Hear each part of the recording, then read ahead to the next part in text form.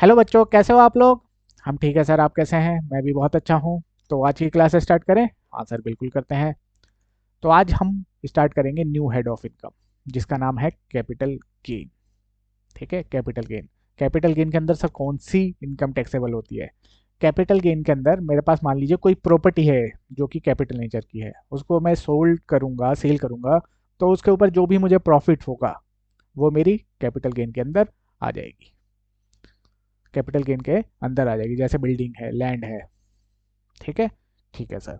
तो प्रॉफिट कैसे निकालते हैं सर, सेल में से परचेज माइनस कर देंगे तो प्रॉफिट निकल के आ जाएगा। ठीक है। कोई प्रॉपर्टी मैंने मान लीजिए 10 लाख की खरीदी 2 साल पहले, और आज उसको मैं 50 लाख की बेचता हूँ।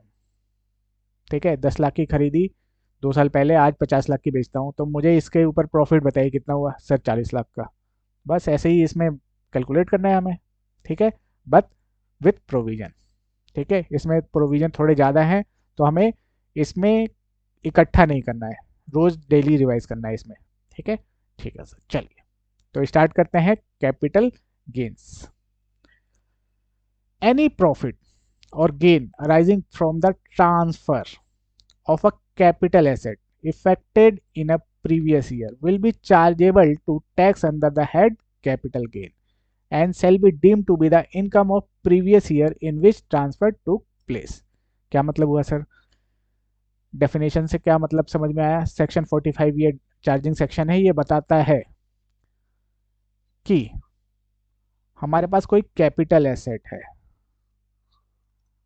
कैपिटल एसेट है और हमने उसको क्या किया है, ड्यूरिंग द ईयर ट्रांसफर कर दिया है, तो वो इनकम बन जाएगा। इनकम बन जाएगा हमारी प्रीवियस ईयर की, जिस ईयर में हमने ट्रांसफर किया है। ठीक है।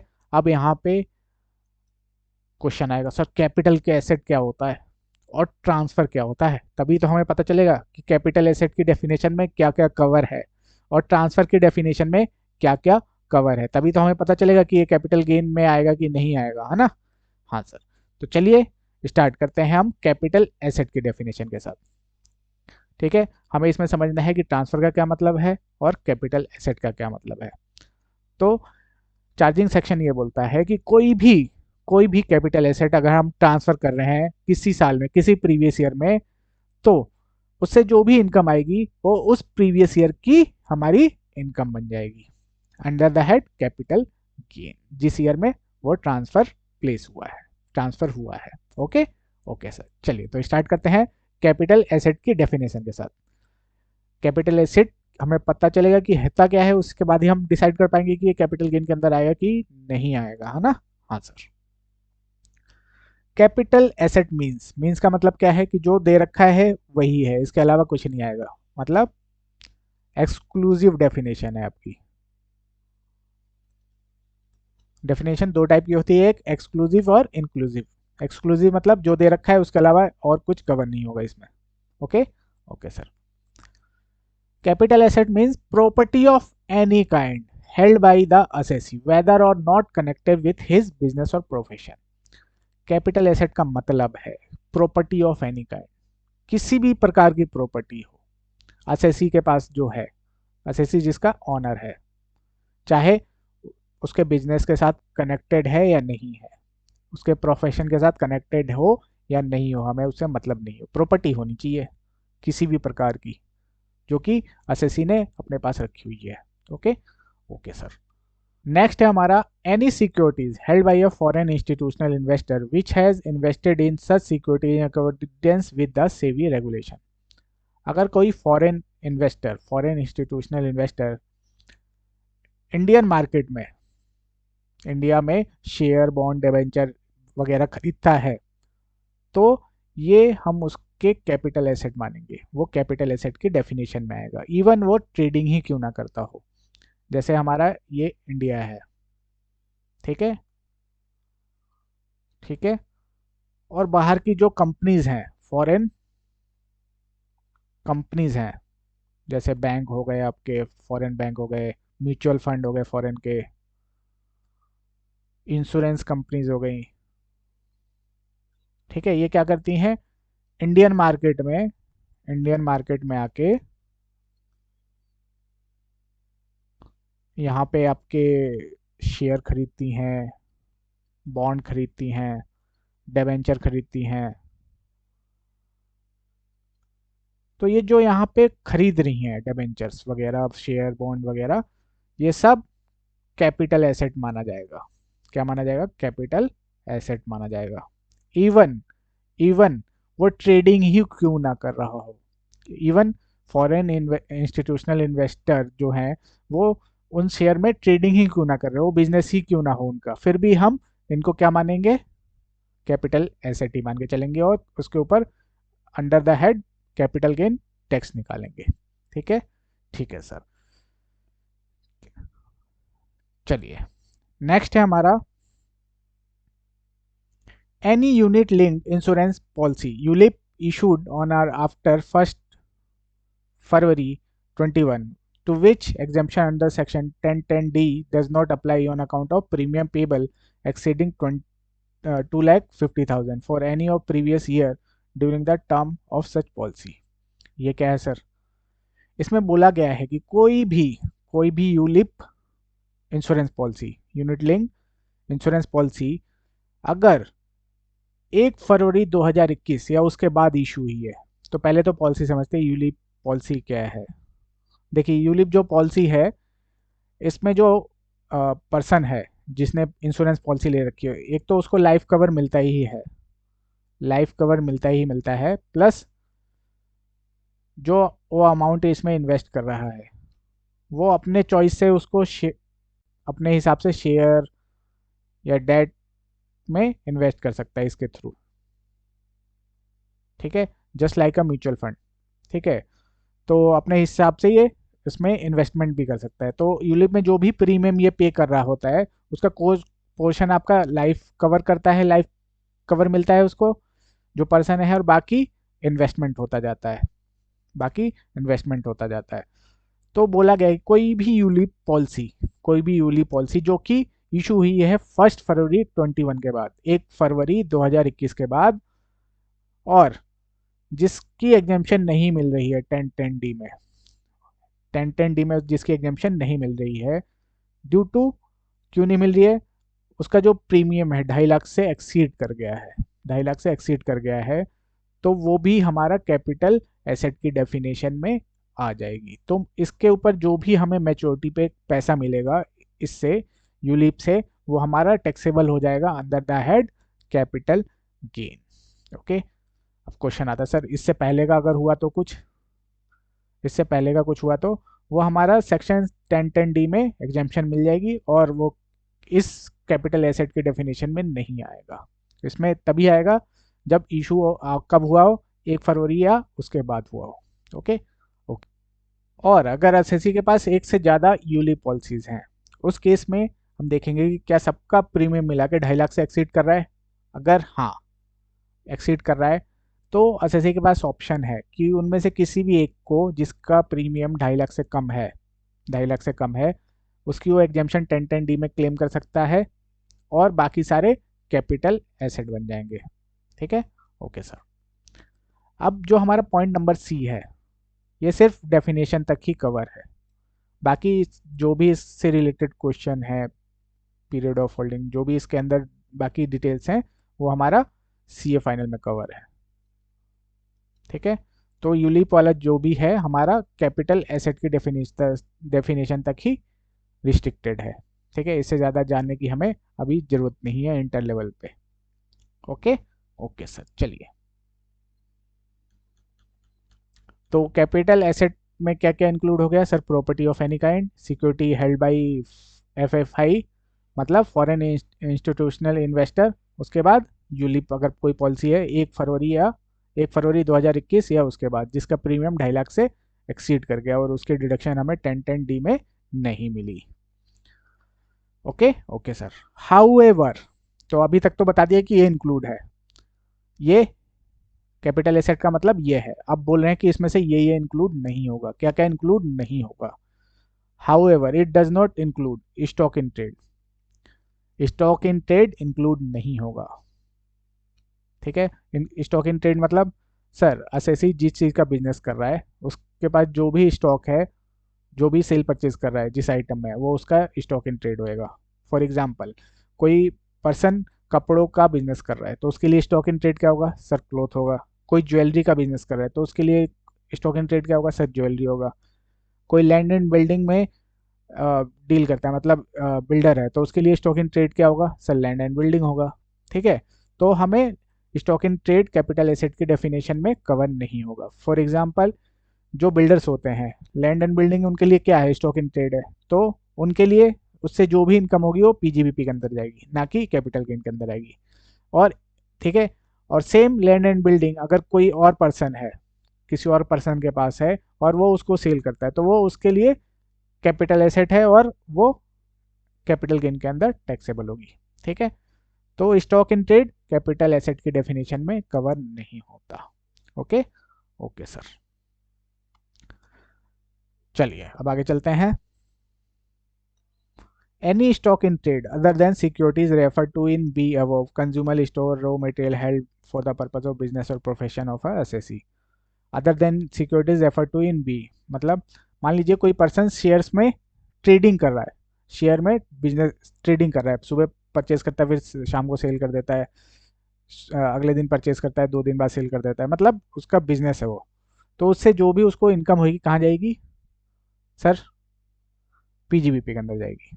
और मान लीजिए किसी ने शेयर खरीद के छोड़ दिए कि अब 2 साल बाद देखूंगा, 3 साल बाद देखूंगा, 10 साल बाद देखूंगा, तो वो उसके लिए कैपिटल एसेट बन जाएगा। ठीक है, फिर नेक्स्ट है हमारा पर्सनल इफेक्ट। पर्सनल इफेक्ट मतलब, personal effect that is to say movable property including wearing apparel and furniture held for personal use by the assessee or any member of his family dependent on him। Personal effect में क्या आ जाएगा? जो भी हमारा घर का सामान है जो हम यूज़ करते हैं पर्सनल पर्पज़ के लिए, जैसे फ्रिज है, फर्नीचर है, टीवी है, गाड़ी है, कंप्यूटर है, लैपटॉप है, ये सब क्या है आपका? क्या है ये सब आपका? सर पर्सनल इफेक्ट है। अब आपको मान लीजिए मेरे पास, मैंने फर्नीचर खरीदा, ठीक है, फर्नीचर खरीदा, मान लीजिए 50,000 का फर्नीचर खरीदा मैंने, उसको मैं जब 2 दिन बाद सेल करूंगा तो क्या वो 50,000 में बिकेगा? नहीं सर, 10-15 हज़ार से ज़्यादा में नहीं बिकेगा, चाहे वो ब्रांड न्यू ही क्यों ना हो। तो जो भी पर्सनल इफेक्ट्स होते हैं जो हम घर पे यूज़ करते हैं, उनकी वैल्यू जब हम उनको सेल करने जाएंगे तो उसकी वैल्यू उतनी नहीं मिलती, इसीलिए उसको एक्सक्लूड कर रखा है। अब घर पे मान लीजिए फ्रिज है, मैंने कल ही खरीदा, आज उसको सेल करता हूँ मान लीजिए, तो क्या वो उतने में बिक जाएगा जितने में मैंने खरीदा था, या उससे ज़्यादा पे बिक जाएगा? Answer is no.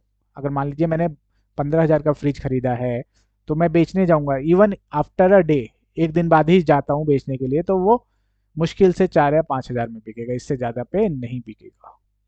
ठीक है, ठीक है सर। तो पर्सनल इफेक्ट कैपिटल एसेट की डेफिनेशन में नहीं आते हैं। ठीक है, कोई भी मूवेबल प्रॉपर्टी है जो कि हम पर्सनल यूज़ के लिए कर रहे हैं, फैमिली यूज़ कर रही है, वो सब पर्सनल इफेक्ट हैं। कपड़े, फर्नीचर, ठीक है, बेड, सोफ़ा, अलमारी। ठीक है, ओके सर। लेकिन पर्सनल इफेक्ट में भी कुछ चीज़ें छोड़ रखी हैं, पर्सनल इफेक्ट में भी कुछ चीज़ें छोड़ रखी हैं। क्या सर, क्या छोड़ रखा है?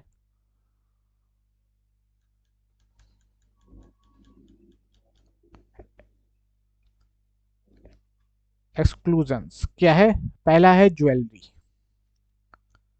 अगर मैंने ज्वेलरी परचेज कर रखी है, मेरे पास ज्वेलरी है, मैं उसको सोल्ड करने जाता हूँ, इवन मैं उसको खुद के लिए यूज़ कर रहा हूँ, पर्सनल पर्पज़ के लिए यूज़ कर रहा हूँ, अगर मैं उसको सोल्ड करने जाता हूँ तो मुझे उसके ऊपर कैपिटल गेन के अंदर टैक्स देना पड़ेगा, वो मेरा कैपिटल एसेट की डेफिनेशन में कवर हो जाएगा। ठीक है, तो ज्वेलरी मेरा कैपिटल एसेट की डेफिनेशन में कवर हो जाएगा। अब ज्वेलरी का मतलब क्या है सर? ज्वेलरी का मतलब भी देखते हैं। The expression jewellery include the following, inclusive definition है, मतलब इसके अलावा भी अगर कुछ इस सिमिलर नेचर का हुआ तो वो भी इंक्लूड हो जाएगा। Ornament made of gold, ornament मतलब गहना हो गया, आभूषण जिसको बोलते हैं, किससे बना हो? गोल्ड, सोना, चांदी, प्लेटिनम, ठीक है, और एनी अदर प्रीसियस मेटल, या फिर किसी और प्रीसियस मेटल से बना है। or any alloy containing one or more of such precious metal, whether or not containing any precious, semi-precious stone, or whether not work or sewn into a wearing apparel। ठीक है, कोई भी ornament जो कि सोना, चांदी, प्लेटिनम या किसी भी अन्य जो कि बहुमूल्य धातु है उससे बना हुआ है, ठीक है, चाहे उसमें कुछ मिलाया हुआ हो या नहीं हुआ। आपको मालूम है जो गोल्ड होता है हमारा, जो गोल्ड होता है उसमें अलग अलग कैटेगरी आती है, जैसे कोई 24 कैरेट आता है, कोई 22 कैरेट आता है, कोई 18 कैरेट आता है। क्या डिफरेंस होता है इसमें से? सर, ये आपका 99.9% प्योर होता है। जो 24 कैरेट गोल्ड होता है 99.9% प्योर होता है। फिर जैसे जैसे इसकी कैरेट कम होते जाते हैं, इसमें गोल्ड के साथ साथ दूसरा धातु मिलाते हैं, सिल्वर हो गया कुछ और, इसके साथ मिलाते जाते हैं। फिर 18 में गोल्ड कम हो जाएगा, गोल्ड और कम हो जाएगा, और अलॉय दूसरा धातु जो इसके साथ मिला रहे हैं वो और बढ़ जाएगा। ठीक है, तो जैसे जैसे हम इधर जाते हैं प्योरिटी गोल्ड की कम होती जाती है, और जैसे ही 18 से 22 पे जाएंगे गोल्ड की प्योरिटी बढ़ जाती है, 24 पे जाएंगे और बढ़ जाती है। ठीक है, तो वही कह रहे हैं कि कोई भी ऑर्नामेंट चाहे गोल्ड से बना हो, सिल्वर से बना हो, सोना चांदी या प्लेटिनम या किसी और प्रीसियस मेटल से बना है, चाहे उसमें अलॉय मिला हो नहीं मिला हो हमें मतलब नहीं है। चाहे आपने उसको अंगूठी में पहन रखा है, उसमें स्टोन लगा हुआ है नहीं है, हमें मतलब नहीं है। ठीक है, आपने कपड़ों में लगवा लिया, आप फिर बोल रही है तो कपड़ा है, तो वो भी नहीं चलेगा। वो भी कपड़ा, आप अगर आपने उसको कपड़े में लगा लिया तो वो भी आपका ज्वेलरी के अंदर कवर हो जाएगा। बहुत लोगों को शौक होता है, यहाँ पे लगा लेंगे, कॉलर पे लगा लेंगे, ठीक है, कोट पे लगा लेते हैं बटन, सोने के बटन, चांदी के बटन, या तो वो सब हमारा ज्वेलरी की डेफिनेशन में कवर हो जाएगा। Okay, okay sir. Precious and semi precious stone, आपने देखा होगा बहुत सारे प्रीसियस स्टोन आते हैं, जैसे कि रूबी हो गया, मोती हो गया आपका। ठीक है, तो अगर इस टाइप के प्रीसियस स्टोन है, ठीक है, तो वो भी हमारी ज्वेलरी की डेफिनेशन में कवर होएगा। ठीक है, वेदर और not set in any furniture, अगर कोई उस फर्नीचर में सेट कर देता है, टेबल में लगवा लेता है, अपने सोफे में लगा लेता है, तो वो भी सोफा भी हमारा ज्वेलरी बन जाएगा। यूटेंसिल, सोने चांदी के बर्तन हो गए आपके, सोने चांदी के बर्तन हो गए। Other article work and seen in any wearing April, और कोई कपड़े में अगर लगा रखा है, ठीक है, तो वो सब हमारा ज्वेलरी की डेफिनेशन में कवर हो जाएगा। ठीक है, ठीक है सर, चलिए। तो ज्वेलरी हमारा पर्सनल इफेक्ट से बाहर है, तो ये कैपिटल एसेट की डेफिनेशन में आ जाएगा। Okay, okay sir. उसके बाद आर्कोलॉजिकल कलेक्शन, आर्कोलॉजिकल कलेक्शंस ये क्या होता है? आपने देखा होगा बहुत जगह जो आर्कोलॉजिस्ट होते हैं वो खुदाई करते रहते हैं, और पुरानी जो पुराने टाइम की चीज़ें हैं वो निकालते रहते हैं। जैसे इजिप्ट में जो पिरामिड होते हैं वहाँ पे वो खुदाई करते हैं, नई नई चीज़ें निकालते हैं, कभी मटका निकालते हैं, कभी गमला निकालते हैं, कभी कोई चीज़ निकालते हैं। वो सब क्या है? हमारा आर्कोलॉजिकल आइटम्स हैं। तो बहुत सारे लोगों को शौक होता है, वो क्या खरीद करते हैं, इसकी बिड लगती है तो खरीद के ले आते हैं, घर पे ला के रखते हैं, घर पे ला के रखते हैं। जैसे फॉर एग्जांपल ये देखिए, ये सब क्या है आपकी खुदाई करने से मिली। जैसे इजिप्ट में हो गया, हड़प्पा सिविलाइजेशन आपने सुना होगा, तो वहाँ से कोई मूर्ति निकली, सोने के सिक्के निकले, चांदी के सिक्के निकले, मटका निकला, बर्तन निकले, कोई मूर्ति निकली।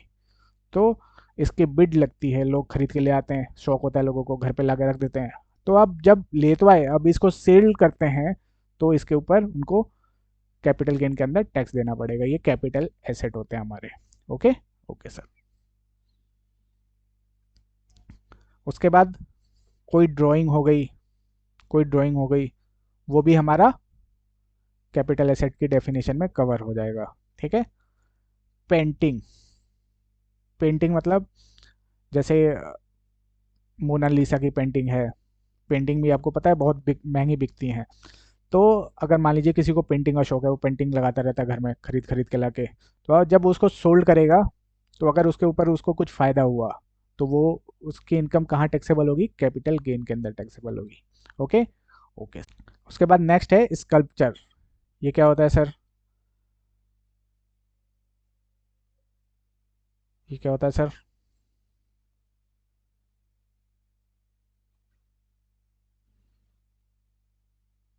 जैसे ये देखिए, कोई भी मूर्ति हो गई आपकी, ठीक है, जिसपे कलाकारी कर रखी हो, मूर्ति बना रखी है, तो बहुत सारे लोगों को शौक होता है, ये खरीद के ले आता है घर पे। तो ये जब इनको अगर मान लीजिए सेल करता है, इन मूर्तियों को, इन पे अगर कोई प्रॉफिट होता है, तो वो भी हमारा कैपिटल गेन के अंदर टैक्सेबल होगा। ठीक है, इवन वो पर्सनल इफेक्ट के लिए यूज कर रहा है तब भी।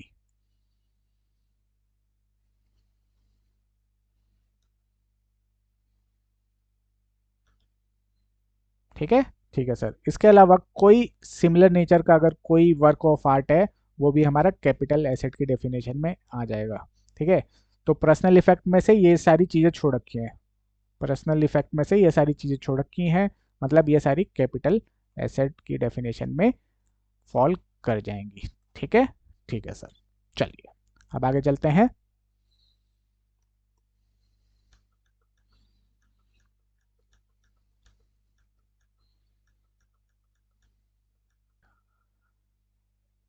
नेक्स्ट है हमारा, जो कि कैपिटल एसेट की डेफिनेशन में इंक्लूड नहीं होता, वो है rural agriculture land in India. ठीक है, rural agriculture land in India. ठीक है, तो इसमें तीन चीज़ें हैं। एक तो रूरल होना चाहिए, एग्रीकल्चर लैंड होना चाहिए, और कहाँ पे होना चाहिए? इंडिया में। अब देखना है हमें कि रूरल एग्रीकल्चर लैंड होता क्या है। रूरल एग्रीकल्चर लैंड होता क्या है? तो जो कि आपका not an urban agriculture land, agriculture land जो आपका अर्बन एग्रीकल्चर लैंड नहीं है, वो हमारा रूरल एग्रीकल्चर लैंड है। ये क्या बात हुई सर? अर्बन नहीं है तो रूरल हो गया। तो अर्बन क्या है सर, ये बताइए फिर। तो चलिए अर्बन देखते हैं, अर्बन क्या है। ठीक है, अर्बन एग्रीकल्चर लैंड क्या है हमें पता चल जाएगा। तो वो जो नहीं है अर्बन एग्रीकल्चर लैंड, वो हमारा क्या बन जाएगा? रूरल एग्रीकल्चर लैंड बन जाएगा। ओके, ओके सर, चलिए देखते हैं। The agriculture land described in A and B below, ये और ये, being land situated within the specified urban limit would fall within the definition of capital asset and transfer of such land would attract capital gain tax। कहने का मतलब, अगर rural agriculture land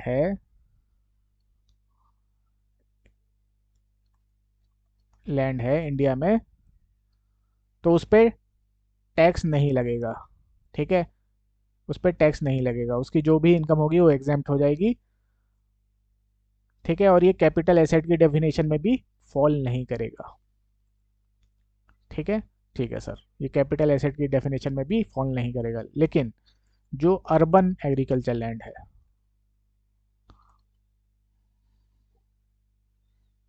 urban agriculture land है, ठीक है, वो हमारा capital asset की डेफिनेशन में फॉल करेगा, और इसके ऊपर जो भी टैक्स निकल के आएगा, इसके ऊपर कैपिटल गेन निकल के आएगा, उसके ऊपर मुझे जो भी प्रॉफिट होगा कैपिटल एसेट के ऊपर, उसको कैपिटल गेन के अंदर मुझे उस पर टैक्स देना पड़ेगा। ठीक है, तो इसमें बताया गया है कि अर्बन एग्रीकल्चर लैंड क्या होता है। अगर अगर हमें ये पता है कि ये क्या है, तो वो लैंड जो कि अर्बन एग्रीकल्चर लैंड नहीं है, वो हमारा क्या बन जाएगा? रूरल एग्रीकल्चर लैंड बन जाएगा। ठीक है, ठीक है सर, तो चलिए देखते हैं। Agriculture land situated in any area within the jurisdiction of municipality और cantonment board having population of not less than 10,000। मतलब सर, अगर कोई लैंड, एग्रीकल्चर लैंड, कोई एग्रीकल्चर लैंड म्यूनसिपैलिटी और कंटोनमेंट बोर्ड के जुरिडिक्शन में आता है। कंटोनमेंट बोर्ड क्या होता है? आपने देखा होगा बहुत जगह जो सेना होती है, हमारी आर्मी होती है, उसकी छावनी बनी होती है। जैसे दिल्ली में भी दिल्ली कंटोनमेंट बोर्ड है। ठीक है, तो वहाँ पे देखेंगे जितना भी उसका जुरिडिक्शन होगा, जितनी भी एरिया होगी, ठीक है, उस एरिया में अगर कोई एग्रीकल्चर लैंड है, और प्लस उसकी जो पॉपुलेशन है उस एरिया की, वो अगर 10,000 या उससे ज़्यादा है। ठीक है, तो ऐसे एग्रीकल्चर लैंड को हम क्या बोलेंगे? अर्बन अर्बन एग्रीकल्चर लैंड बोलेंगे। ठीक है सर। उसके बाद बी है हमारा, agriculture land situated in any area within such distance measured radially in relation to a range of population as shown here within. उसके बाद बोला गया है कि अगर ठीक है ये नहीं है तो हम फिर उसका दायरा बढ़ाएंगे और एरियली नापेंगे। जो हमारा म्यूनसिपैलिटी है या फिर कैंटोनमेंट बोर्ड है वहाँ से हम एरियली नापेंगे। एरियल मतलब बाई एयर नापेंगे, सीधा सीधा। ठीक है, बाई रोड तो हमारा इधर उधर होके जाएगा अगर हम नापेंगे, या फिर किसी और तरीके से भी जाएंगे। एरियली हमारा एकदम सीधा जाएगा। तो हम एरियली नापेंगे कि डिस्टेंस दिया होगा और उसको पॉपुलेशन कितनी है, उसके बेसिस पे देखेंगे कि क्या उस कंडीशन में फॉल कर रहा है, क्या उसकी उतनी पॉपुलेशन है उस एरिया के अंदर। अगर है तो वो अर्बन एग्रीकल्चर लैंड बन जाएगा, अदरवाइज नहीं बनेगा। ठीक है, ठीक है सर। तो चलिए इसको चार्ट से समझते हैं हम लोग।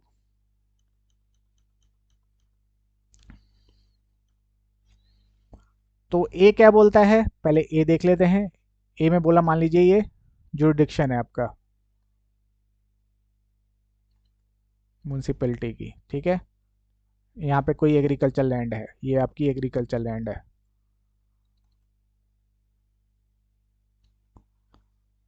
प्लस पॉपुलेशन है इसकी 10 या फिर उससे ज़्यादा। 10,000 से कम नहीं होना चाहिए। तो 10,000 या उससे ज़्यादा है तो वो एग्रीकल्चर लैंड क्या बन जाएगी?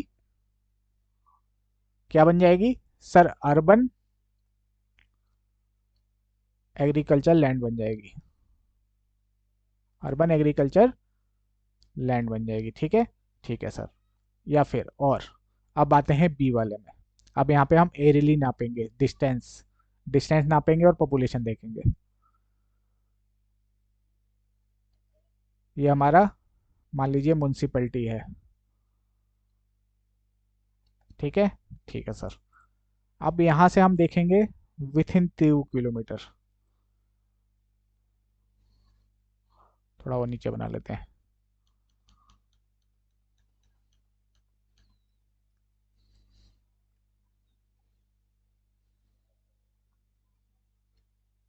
ये हमारा मान लीजिए क्या है, कैंटोनमेंट बोर्ड या फिर म्यूनसिपैलिटी कॉरपोरेशन है। ठीक है, अब यहाँ से हम देखेंगे एरेली। एरेली, ठीक है, अप टू 2 किलोमीटर, यहाँ से 2 किलोमीटर तक। ठीक है, यहाँ से 2 किलोमीटर। अगर पॉपुलेशन जो है आपकी, पॉपुलेशन 10,000 से ज़्यादा है, 10,000 से ज़्यादा है 2 किलोमीटर के अंदर। ठीक है, 2 किलोमीटर के अंदर अगर पॉपुलेशन 10,000 से ज़्यादा है तो वो हमारा क्या बन जाएगी? अर्बन एग्रीकल्चर लैंड बन जाएगी। ठीक है, ठीक है सर। नहीं बनी, चलिए और दायरा बढ़ाते हैं।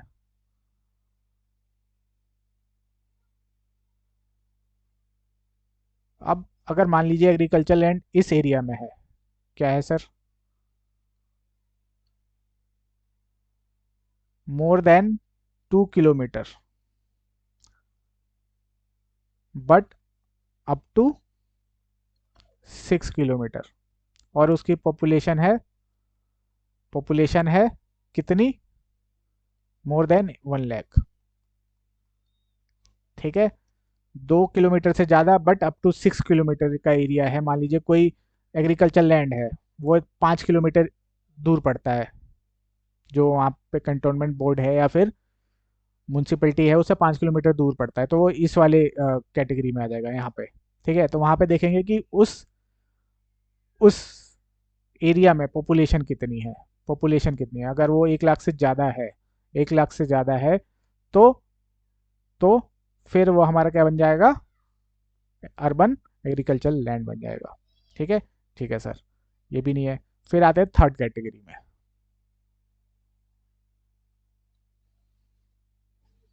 थर्ड कैटेगरी में आ गया जहाँ पे मोर देन 6 किलोमीटर, इसके भी बियॉन्ड है, बट अप टू 8 किलोमीटर तक है, और जो इसकी पॉपुलेशन है वो है more than 10 lakh, more than 10 lakh. तो अगर इस एरिया में कोई लैंड है एग्रीकल्चर लैंड, तो वो भी हमारी एग्रीकल्चर लैंड कहलाएगी। ठीक है, ठीक है सर। और इसके बियॉन्ड अगर कोई लैंड है 8 किलोमीटर से भी अगर कोई दूर लैंड है, तो वो हमारी अर्बन एग्रीकल्चर लैंड की डेफिनेशन में फॉल नहीं करेगी। अप टू 8 किलोमीटर देखेंगे हम। पहले 2 किलोमीटर में अगर पॉपुलेशन 10,000 से ज़्यादा है, उसके अगले 2 से ज़्यादा है, अप टू 6 किलोमीटर है, तो उस केस में हम देखेंगे 1 लाख से ज़्यादा पॉपुलेशन। और अगर 6 से भी ज़्यादा है बट अप टू 8 किलोमीटर, तो उस केस में हम देखेंगे 10 लाख से ज़्यादा पॉपुलेशन है कि नहीं है। अगर है तो अर्बन एग्रीकल्चर लैंड बन जाएगी, अदरवाइज रूरल एग्रीकल्चर लैंड बन जाएगी। और कोई भी लैंड एग्रीकल्चर लैंड जो कि 8 किलोमीटर के बियॉन्ड है, वो हमारी रूरल एग्रीकल्चर लैंड है, अर्बन एग्रीकल्चर लैंड नहीं होगी। Okay, okay sir. तो ये हमारी कौन सी डिस्टेंस है सर? एरियल डिस्टेंस है। और पॉपुलेशन कौन सी लेनी है हमें सर? पॉपुलेशन हमें लेनी है लेटेस्ट सेंसस की, लास्ट जो सेंसस हुआ है उसके अकॉर्डिंगली लेनी है हमें। ठीक है, published before the first day of previous year, previous year के फर्स्ट डे से पहले जो पब्लिश हुआ हो, ठीक है, वो लेनी है। क्लियर है? बिल्कुल सर। तो चलिए अब इसके ऊपर क्वेश्चन करते हैं तो और क्लियर हो जाएगा।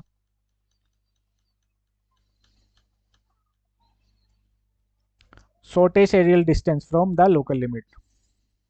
जो हमारा एग्रीकल्चर लैंड है वो 1 किलोमीटर के अंदर फॉल करता है, पॉपुलेशन है 9,000, तो अर्बन है रूरल है सर? ये है रूरल। विद इन 2 किलोमीटर हमें देखना है 10,000 से ज़्यादा पॉपुलेशन होनी चाहिए। तो कैपिटल एसेट बनेगा? नहीं बनेगा सर। फिर बी में 1.5 है, विद इन 2 किलोमीटर है? हाँ सर, विद इन 2 किलोमीटर है। साथ साथ देखते हैं, क्योंकि एक सेकेंड।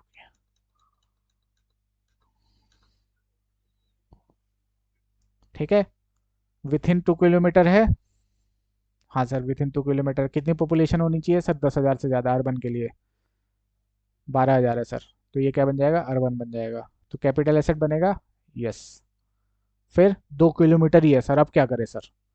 तो यहाँ पे क्या लिखा हुआ है sir? Up to 2 kilometre, up to 2 kilometre. तो इस वाली एरिया में देखनी है हमें कितनी पॉपुलेशन होनी चाहिए सर? 10,000 से ज़्यादा। कितनी है? 11 लाख है। क्या बन जाएगा? अर्बन।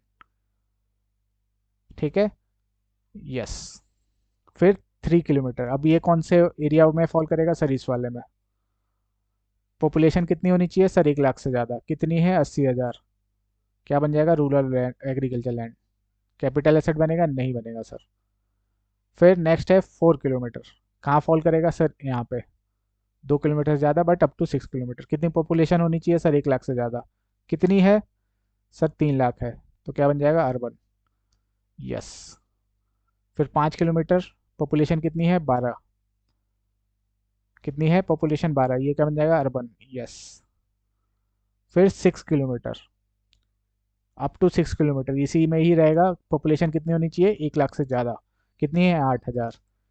तो ये बन जाएगा रूरल। नो।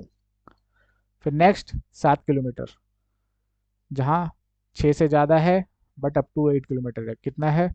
10 लाख से ज़्यादा पॉपुलेशन होनी चाहिए। कितनी है? कितनी है सर? 4 लाख। 4 लाख। तो ये क्या बन जाएगा हमारा? रूरल बन जाएगा। नो। फिर 8, 8 है, इस वाले में फॉल करेगा। कितनी पॉपुलेशन होनी चाहिए? 10 लाख से ज़्यादा। कितनी है? 10.5। तो ये बन जाएगा अर्बन। यस। फिर 9 किलोमीटर, यहाँ सर 8 ही दे रखा है। 8 से ज़्यादा जो भी गया, 8 से 8 किलोमीटर से भी ज़्यादा है, अगर 8 किलोमीटर से भी ज़्यादा दूर है कॉन्टिनेंट, ये कॉन्टेनमेंट बोर्ड या फिर म्यूनसिपलिटी से, तो उस केस में वो एग्रीकल्चर लैंड हमारी रूरल ही बनेगी। तो इस केस में 8 किलोमीटर तक ही देखना है, उसके बियॉन्ड जो भी लैंड होगी वो हमारी रूरल एग्रीकल्चर लैंड ही होगी। ठीक है, तो ये हमारी बन जाएगी रूरल। नो। ठीक है, ठीक है सर। चलिए, तो rural agriculture land in India हमारी कैपिटल एसेट नहीं बनेगी। और सर अगर इंडिया से बाहर हो तो बन जाएगी। ये सिर्फ इंडिया के लिए है। और अगर हम रूरल एग्रीकल्चर लैंड को इंडिया में जो है अगर सेल करते हैं तो उसके ऊपर जो भी इनकम मिलेगी वो टैक्सेबल नहीं होती, वो एग्जेम्प्ट होती है और उस पर हमें कोई टैक्स देने की जरूरत नहीं होती। Okay. Okay sir.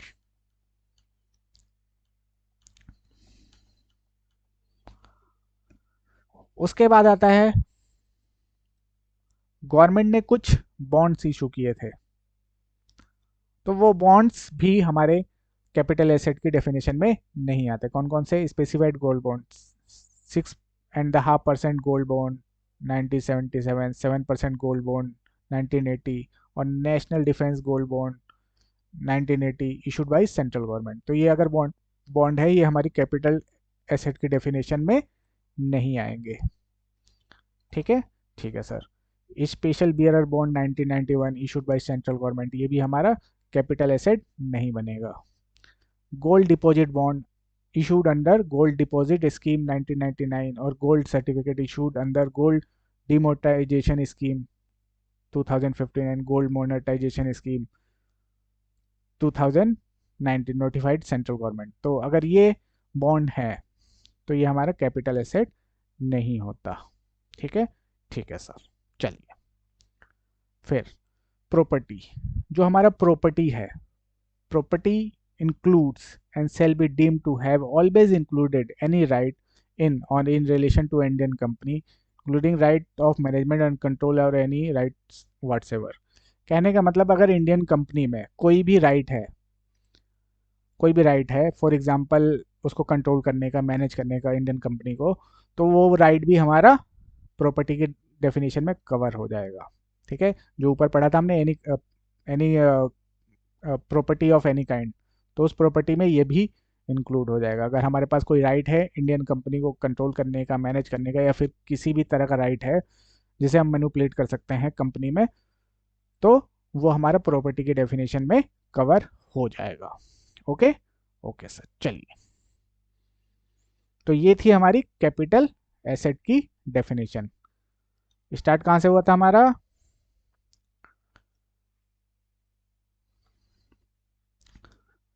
Capital asset means property of any kind.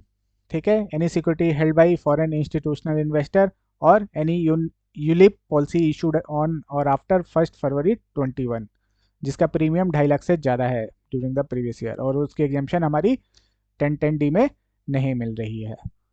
लेकिन इसमें क्या इंक्लूड नहीं होगा? Stock in trade, personal effect. Personal effect में क्या क्या एक्सक्लूड कर दिया है? Jewellery, archaeological collection, drawing, painting, sculptures and any work of art similar nature का, वो सब एक्सक्लूड कर दिया है आपका।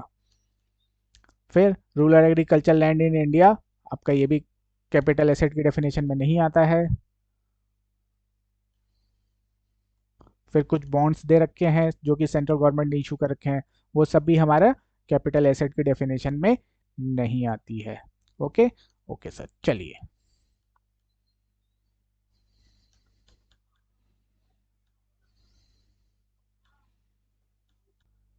चलिए तो कैपिटल एसेट की डेफिनेशन देख ली हमने। हाँ सर। अब ट्रांसफर की डेफिनेशन और देख लेते हैं। ठीक है। Okay sir. जो हमारी ट्रांसफर की डेफिनेशन है वो इंक्लूसिव होती है, इंक्लूसिव डेफिनेशन है। मतलब सर, जो इस यहाँ पे पॉइंट्स दिए गए हैं इसके अलावा भी सिमिलर नेचर का कोई और पॉइंट है, सिमिलर नेचर का कोई और ट्रांसफर हुआ तो वो भी इसकी डेफिनेशन में इंक्लूड हो जाएगा। ओके। Okay sir. तो चलिए देखते हैं एक एक करके। Okay sir. पहला है हमारा द सेल, एक्सचेंज और रिक्वेस्टमेंट ऑफ एसेट। अगर हम किसी एसेट को सेल कर रहे हैं, एसेट को एक्सचेंज कर रहे हैं, या फिर रिलिक्वेस्टमेंट कर रहे हैं, मतलब अपना राइट छोड़ दे रहे हैं उस एसेट में। इसका मतलब क्या होता है? रिलिक्वेस्टमेंट का राइट छोड़ देना। मान लीजिए एक हाउस प्रॉपर्टी है आपकी। ठीक है। हाउस प्रॉपर्टी है, उसके दो ऑनर है, एंड भी दो ऑनर है। ठीक है। दोनों को ऑनर है आपके, 50-50% के। ए क्या करता है, अपना राइट छोड़ देता है, मुझे नहीं चाहिए यार, इस प्रॉपर्टी में कोई राइट नहीं चाहिए। तो ये जो राइट छोड़ दिया इसने हाउस प्रॉपर्टी में, इसी को बोलेंगे relinquishment of asset. Okay. Okay sir. तो हम किसी एसेट को सेल करते हैं, एक्सचेंज करते हैं, या फिर उसमें राइट छोड़ दे रहे हैं अपना, तो वो भी ट्रांसफर की डेफिनेशन में कवर होता है। सेकंड है the extinguishment of any right therein. अब ये क्या होता है सर एक्सट्यूसमेंट? मान लीजिए एग्जांपल से समझते हैं, मिस्टर ए हैं, ठीक है, हाँ सर, ये बिल्डर के पास गए फ्लैट लेने, ठीक है, फ्लैट लेने गए और इसको एडवांस मनी दे के आ गए, एडवांस में 50 लाख रुपए दे के आ गए, ठीक है। बिल्डर ने क्या किया, अलॉटमेंट लेटर दे दिया इनको, अलॉटमेंट लेटर दे दिया कि ये वाला फ्लैट, फ्लैट नंबर मान लीजिए 302 आपका हो जाएगा, 302 आपका हो जाएगा। अभी बन नहीं रहा, बना नहीं, फ्लैट बन रहा है, अभी अंडर कंस्ट्रक्शन है। अब ड्यू टू कुछ भी रीज़न ये कंप्लीट नहीं कर पा रहा है, जो इसके फ्लैट्स हैं वो कंप्लीट नहीं कर पा रहा है, इधर ये परेशान है कि मैंने पैसा भी दे दिया और मुझे घर भी नहीं मिल रहा है। तो देखता देखता देखता मिस्टर ए ने फिर क्या किया, क्या छोड़ो मुझे नहीं चाहिए यार, बिल्डर के पास गया, बोला कि मुझे नहीं चाहिए, अपना अलॉटमेंट लेटर पकड़ो, मेरे पैसे दो। तो बिल्डर क्या करता है, उस हिसाब से मान लीजिए इसने 2016 में लिया था और 2023 में इसको वापस कर रहा है अलॉटमेंट लेटर, तो तब से अब तक तो प्रॉपर्टी में काफ़ी इंक्रीज आ गया होगा, हाँ सर, प्राइस बहुत बढ़ गए होंगे। तो ये इसको 1 करोड़ 10 लाख मान लीजिए पेमेंट करता है, इस मनी के बदले कंपनसेशन देता है, ठीक है। तो ये जो कंपनसेशन मिला है ये भी हमारा इन कैपिटल गेन के अंदर टैक्सेबल हो जाएगा। ये जो कंपनसेशन है ये भी हमारा कैपिटल गेन के अंदर टैक्सेबल हो जाएगा। जो ये अपना राइट छोड़ के आ रहा है इसके पास अलॉटमेंट लेटर कि मुझे फ्लैट मिलेगा, ये एक तरह का राइट है कि हाँ फ्लैट मिलने वाला था, लेकिन अब अपना राइट छोड़ के आ गया कि मुझे नहीं चाहिए भाई, अपना अपना फ्लैट अपने पास रखो, मुझे मेरा पैसा दे दो। तो उसके बदले में कंपनसेशन लेके आ गया, तो अपना राइट छोड़ के आया, हाँ सर, अलॉट अपना फ्लैट का राइट छोड़ के आया, हाँ सर। तो अगर इस टाइप का कोई राइट छोड़ता है एसएससी, ठीक है, कोई राइट छोड़ता है उसके बदले में उसको कुछ पैसा मिल रहा है, तो वो इनकम कहाँ टैक्सेबल होगी, कैपिटल गेन के अंदर होगी, ठीक है। ठीक है सर। नेक्स्ट है the compulsory acquisition there under any law. आपने देखा होगा, आपने देखा होगा जब भी कहीं हाईवे वगैरह बन रहे हैं तो तो उसके लिए गवर्नमेंट को लैंड एक्वायर करनी पड़ती है, लैंड एक्वायर करनी पड़ती है। तो उस केस में क्या होता है कि मान लीजिए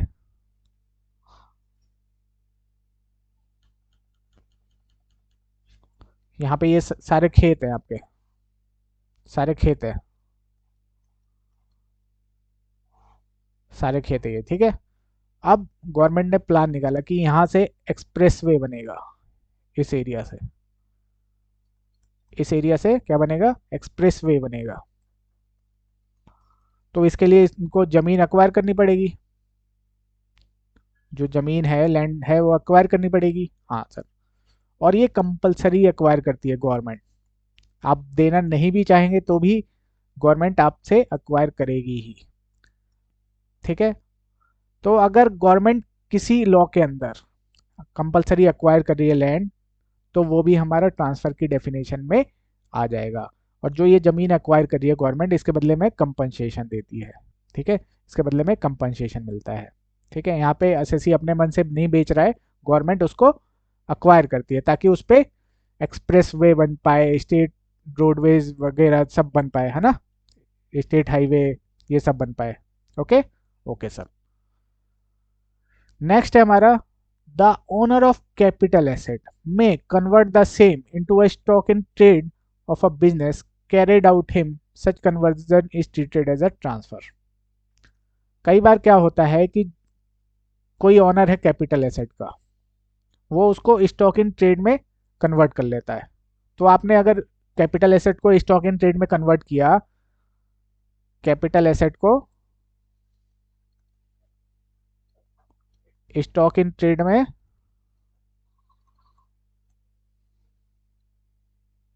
कन्वर्ट किया, तो हम इस कन्वर्जन को भी मान लेंगे ट्रांसफर, ये भी हमारा ट्रांसफर की डेफिनेशन में कवर है। ठीक है, मान लीजिए एसएससी के पास कोई लैंड है या बिल्डिंग है, ठीक है, उसके बाद वो क्या करता है, उसी में ही बिजनेस स्टार्ट कर देता है अपना, लैंड एक्वायर करता है और बिल्डिंग बना बना के सेल करता रहता है। तो उसके पास एक बिल्डिंग थी जिसको वो एज अ कैपिटल एसेट रखा हुआ था, उसको भी वो बिजनेस में लेके आ जाता है, स्टॉक इन ट्रेड में कन्वर्ट कर देता है। तो ये जो कन्वर्जन हुआ कैपिटल एसेट से स्टॉक इन ट्रेड में, इस कन्वर्जन को भी हम मानेंगे कि ये ट्रांसफर हुआ, ये भी ट्रांसफर की डेफिनेशन में फॉल करेगा। ठीक है, ओके सर, चलिए फिर नेक्स्ट है हमारा द मैच्योरिटी और redemption of zero coupon bonds. अगर जीरो कूपन बॉन्ड की मैच्योरिटी होती है, अगर हम उसको जो उसकी ड्यू डेट है तब तक होल्ड करते हैं या पहले ही रिडीम कर देते हैं, तो उस केस में उसको भी ट्रांसफर माना गया है। ठीक है, जीरो कूपन बॉन्ड क्या होता है सर? जीरो कूपन बॉन्ड जो होते हैं उस पर हमारा 0% रेट ऑफ इंटरेस्ट मिलता है। तो सर फायदा क्या होता है इसमें? जब भी जीरो कूपन बॉन्ड इशू होता है ये डिस्काउंट पे इशू होता है और रिडीम आपका फेस वैल्यू पे होता है। मान लीजिए 100 रुपए का जीरो कूपन बॉन्ड है तो वो 85 रुपए में इशू होगा, और जब रिडीम होगा तो 100 रुपए में होगा। तो जो डिस्काउंट हुआ वही जिसके पास जो परचेज करेगा उसका वही फायदा है। 85 में खरीद के 100 में रिडीम करेगा तो 15 रुपए उसकी इनकम हो जाएगी।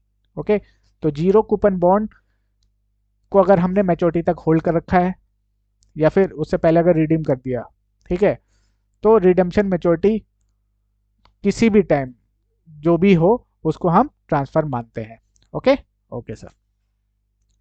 नेक्स्ट है फिर हमारा part performance of a contract. ये क्या है सर? ये क्या है सर? मान लीजिए एग्जांपल से समझते हैं। मिस्टर ए है, मिस्टर बी है। मिस्टर ए ने मिस्टर बी को प्रॉपर्टी सेल करी है ना? ठीक है सर, मिस्टर बी ने सारा पैसा दे दिया, जितना भी सेल कॉन्सिडरेशन है सबकी पेमेंट कर चुका है ये। इसने अपनी चाबी वाबी प्रॉपर्टी की सब दे दी, इसको की वगैरह सब हैंड ओवर कर दिया, लेकिन इस प्रॉपर्टी की अभी तक रजिस्ट्री नहीं हो पाई है, तो बोला गया है, हमें मतलब नहीं है यहाँ पे। आप देखो position, mister A hand over कर चुका है, हाँ सर, पेमेंट सारी मिल चुकी है। अगर इस टाइप का भी है तो हम उसको सेल मान के चलेंगे, उसको सॉरी ट्रांसफर मान के चलेंगे, चाहे रजिस्ट्री हुई हो या ना हुई हो, उस टाइम तक हमें मतलब नहीं है। ठीक है, ठीक है sir. Sometime possession of immovable property is given at a in consideration of part performance of a contract। तो जब पोजीशन दे देंगे तो वो भी हमारा ट्रांसफर की डेफिनेशन में आ जाएगा। Okay, okay sir. फिर लास्ट है हमारा there are certain type of transaction which have the effect of transferring and enabling the enjoyment of immovable property. ये क्या है सर? ये क्या है सर? इसको भी एग्जांपल से समझते हैं। हाँ सर, एग्जांपल से समझते हैं सर। मान लीजिए कोई हाउसिंग सोसाइटी है, ठीक है, ठीक है सर। तो अब मान लीजिए इसमें मैं फ्लैट लेने जाऊंगा, तो जो सोसाइटी है मुझे अलॉटमेंट लेटर देगी। लीगल ओनर कौन है? लीगल ओनर सर यही होगी, हाउसिंग सोसाइटी। लेकिन उस अलॉटमेंट लेटर में फ्लैट नंबर लिखा होगा। बेनिफिशियली ओनर कौन हुआ सर? जो लेने गया है, तो ये क्या कर रही है? एक तरह से ट्रांसफर ही कर रही है थ्रू अलॉटमेंट। हाँ सर, तो ये भी हमारा ट्रांसफर की डेफिनेशन में कवर हो जाएगा। A person may be become a member of cooperative society, company or other association of person which may be building house flats. When he pays an agreed amount, the society it is he hand over possession of a house to a person concerned.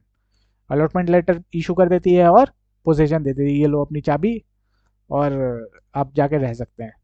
No convince is register, कोई registry नहीं होती है ऐसे cases में। For the purpose of income tax the above transaction is transfer, but हम तो इसको transfer मानेंगे। ओके, ठीक है सर। चलिए, तो ये थी हमारी कैपिटल एसेट और ट्रांसफर की डेफिनेशन। तो जो चार्जिंग सेक्शन था उसको एक बार फिर से देखते हैं।